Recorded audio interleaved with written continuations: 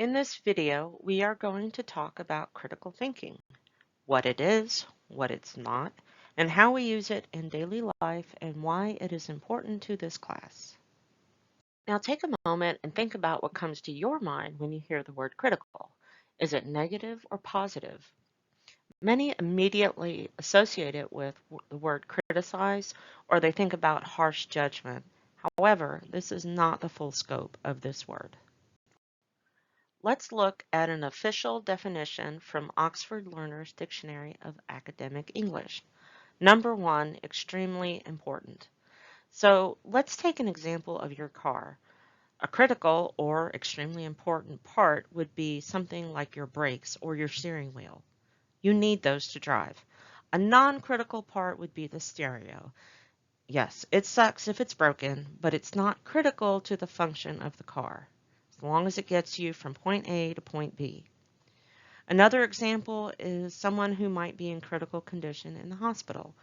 You know that person is going to get the most immediate care as well as the top line procedures and medicines to keep them alive. Number two, involving fair and careful judgments. Now we talked about judgment maybe being a negative thing, but notice it says fair and careful. This is done after considering all the facts, not a snap judgment or one based on bias. Number three, challenging traditional ideas. Critical thinkers have always been at the forefront of innovation in our society, which is a very positive thing. They are the movers and shakers who think outside of the box to find ways to move our society forward, whether it's scientifically, educationally, economically, what have you. So how does critical thinking look in action? Number one, critical thinker asks questions, whether it's because they need clarity or because they're being presented with something that maybe gives them some doubt and they refuse to take it for granted. Along with this, they do research. If something isn't clear, they want to make sure they understand before they move forward with a decision. This also means they have to consider both sides of an issue. Now, this does not mean taking both sides or trying to straddle the fine line in between. Rather, they make sure they understand where both sides are coming from, so if they do come to a conclusion or come down on one side or the other, they're doing it from an informed, educated position. This also requires having conversations. This might be with people with differing points of view, or sometimes even inside our own heads. Now that may sound silly, but we all talk to ourselves. It's just a fact of life.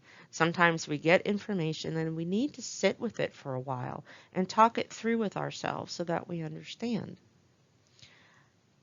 Critical thinkers also do not allow their emotions to rule them, especially when it comes to really important issues.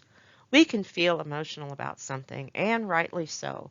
We just don't let those emotions lead the way. This allows us to think for ourselves, which is another crucial part of critical thinking, and we are not easily persuaded by others. And finally, as I mentioned before, creatives are critical thinkers.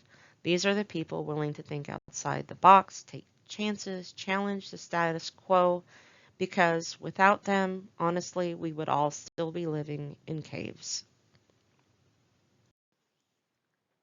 So now let's talk about what critical thinking isn't. Obviously, it's the opposite of what we talked about, but let's look in a little more detail. Some hallmarks of non-critical thinker. Number one, people who are negative or criticizing. Remember, even though criticizing and critical, same root word, criticizing is more about attacking somebody in a mean way. And usually it's not the issue, but a person that's being criticized. And it usually has nothing to do with the issue at hand. Non-critical thinkers also assume not only is there a right or a wrong, but their way is always the right way. They often feel this way because they refuse to listen to anyone who disagrees. They become very emotional and become swept up in crowd thinking instead of being able to think for themselves. Big red flag of a non-critical thinker, who's someone who insists on doing the same thing over and over again, the same way it's always been done. They not only refuse to think outside of the box, they are quite happy living their lives in there. It's safe, it doesn't require any self-reflection or change on their part, and it's an easy way out of any situation that makes them uncomfortable, because critical thinkers also love easy answers. Now, what do we use critical thinking for? We actually use it every day, whether we realize it or not. Right now, making a decision to watch this video instead of taking a nap means you are a critical thinker. Because trust me, I would be love to be napping right now instead of fighting with my computer, which I've been doing through this whole video. Anytime you make a decision to do what is right or needed over something easy, we've used critical thinking. But also think of big ways we use it. Deciding what we want to be when we grow up shapes what we study in college and what career path to take, which may in turn affect where we live. Critical thinking can affect what happens in our relationships, whether they're romantic, with family, coworkers, classmates, so on. And if we have to spend a lot of money on something big like a car or a house or a computer, hopefully we are using critical thinking by doing some research, asking questions, considering pros and cons before we part with our money. Imagine walking into Best Buy and having absolutely no clue what kind of computer you want or need, and just saying, here's my credit card, give me a computer. You're going to most likely get the most expensive thing you can afford, whether you need it or not. But if you've done the research, if you've talked to your local IT guy or that uncle who knows a thing or two about computers, you've done a little bit of research and hopefully you're not going to be taken for a lot of money. Unfortunately, a lot of people actually do those kinds of things, and this is why they end up struggling. Anytime we solve a problem, no matter how big or small, we are using critical thinking. So let's use an example. Let's say you have 5 minutes to get to work and you need to eat. Do you grab a granola bar on your way out the door, or do you swing through McDonald's drive-thru? Now, if you've ever been in McDonald's drive-thru, you know that's not a 1 or 2 minute ordeal. However, you'd be surprised how many people would say, yeah, I'm going to Mickey D's, and then have no clue why they lost their job for being late on a consistent basis. Now, I love me some McDonald's, but if I know I'm going to be late, I'm going to grab that granola bar because that is the better decision. May not be the one I want, but my critical thinking says you need to be on time. You'll get hash browns tomorrow. So, who are our critical thinkers? Like I've mentioned, the people who move us forward, such as scientists, doctors, teachers, and so on. These are the people who think out of the box and are always looking for new and better ways of doing things. Now, you see politicians here. I see it on every list when I look up anything on critical thinking. I'm not sure I agree with this as a whole, although on an individual basis, we do have some critical thinking that comes in. But I feel like this is one place that people can really work on critical thinking. Do I vote for someone because they're in my party and that's what I've always done? Remember, doing the same thing over and over just because? Not critical thinking. Or do I stop, question their suitability, do some research, have some conversations, maybe with people who don't agree with me outside of my party, do what I need to do to make sure that my vote is informed and not just a snap decision or going with the flow. We really need more people to do things like this right now, not just in politics, but in a lot of different ways. And then we have our creatives. If you enjoy anything, music, movies, TV shows, video games, books, anything in the entertainment realm, know that the people who make those possible for you are critical thinkers. They push boundaries. They come up with the what ifs for your favorite video games, try to find new and innovative ways to make the graphics more realistic or the playtime better. And I love video games, and I am always blown away how much goes into creating those, because without the critical thinkers, those would not exist. And lastly, you are a critical thinker because you have decided to pursue an education. That means that you have taken the time to think about something that's going to be good for you, but not necessarily easy. So let's look at a couple of quotes. This one is from Albert Einstein, who is undoubtedly someone who most people would label a critical thinker. Now, many may not realize, but he had learning issues growing up and was told he would amount to nothing. And this is why I love this quote. Obviously, he wasn't born with quantum physics in his head. He had to actively pursue that knowledge and use critical thinking to stick with problems until he figured them out. And this was on top of being constantly told as a young person that he wasn't smart enough. But he knew it had nothing to do with being smart. It had to do with being persistent. And this is how he was able to do what he did.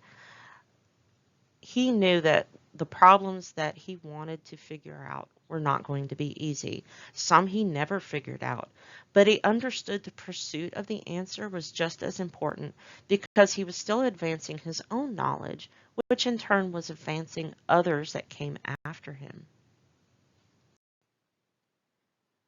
A more contemporary critical thinker is Malala Yousafzai, and you may not have heard of her, but she is a girl from Palestine who was shot for advocating the education of women and girls. And actually, we will be reading an excerpt of her novel in a week or two. But I love this quote because it is the essence of the power of education. Remember, I talked about having educated or informed decision making and how the stronger your understanding of an issue means you're less likely to be persuaded or to go with the crowd. Now, terrorists of any shape or form, domestic, foreign, what have you, they don't want people to be educated because they know that they will lose power over them immediately. And Malala understood this. And it's very easy to, especially when we think of terrorist attacks, to think of retaliation. But her answer is education. The more educated people are, the less power terrorists can have over them. And that is something obviously not very popular with her terrorists in her country, which is why she was shot. But she survived. Okay, so I've talked a lot, and you're probably sitting here thinking, okay, you said you were going to tell us what this has to do with this particular class. I am getting to that right now. When it comes to writing, especially academic or research writing, critical thinking is an invaluable skill. It helps you read for comprehension instead of just staring at words on a page. This also helps when you're comprehending what you're being asked to do for an assignment. It helps you pick appropriate topics for that assignment, to come up with thesis statements, to read and evaluate and find credible sources. Notice it says no Wikipedia. We're going to talk about that in a future class, but sometimes students think, oh, I can just do a Google search. No, it's more than that. It requires critical thinking, taking that information, synthesizing it. We're going to talk more about what that means also into your writing so that you are integrating that information and it makes sense. Most importantly, it allows you to ask questions and for help when you need it, because if nothing else, critical thinking means having no ego or embarrassment when it comes to your own success. If you want to be successful, you need to be willing to do the work. And a lot of times that means asking questions and getting help. All right. Now that's the end of our presentation. If you have any questions, concerns, or comments, you can head over to Blackboard. If you haven't been there, look on there. You'll see our community cafe discussion board. It's non-graded. Just go in there and you can ask questions, connect with your classmates. I pop in there every once in a while to see if there's anything I can help with. But that is all you need to do with this presentation.